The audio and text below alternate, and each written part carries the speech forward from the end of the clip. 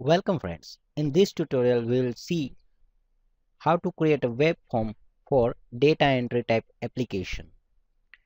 We have already seen web forms, but we didn't have seen how to enter the details or how to create the form which accept the details of particular data. So now let's create that type of form. Go to Solution Explorer and I have created one web form. So I have opened webform.aspx which is created by me. Now here I am going to create one simple table for better formatting of the form.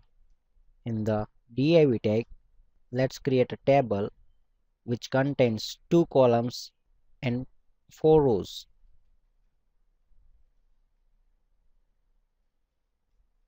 Now I need a 4 rows, so I will just copy and paste.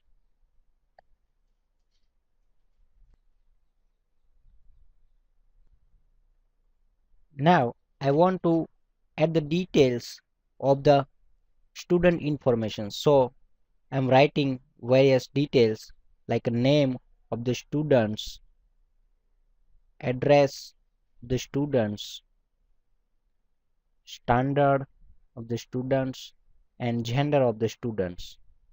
In these columns I will put a standard web control. When we want to make a data entry application, then there is a two options.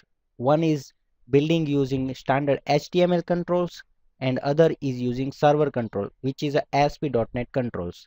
So I will create application using the ASP.NET standard web controls. So go to toolbox and select text box. So just select text box from the toolbox and set the property of the text box. We'll set ID property of this text box to txt name.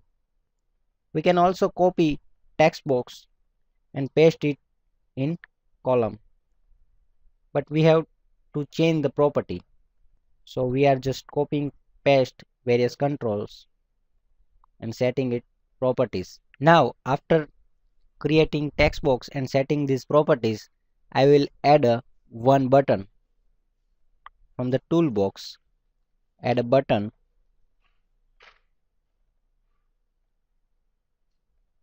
and set its text property to submit.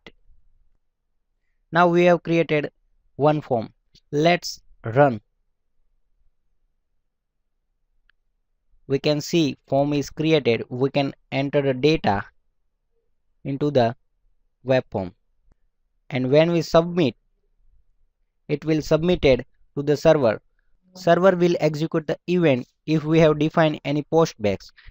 Currently we haven't any postbacks on the server side, so it will do nothing. When we submit the data using the submit button of the server control, then data in the text box stays as it is. That is different from the HTML controls.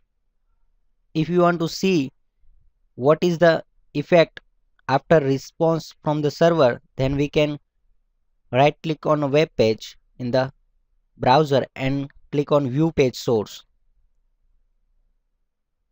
We can see in the table there is a text box control and the value of text box is John Martin, which is response from the server, and it is automatically converted into the HTML form.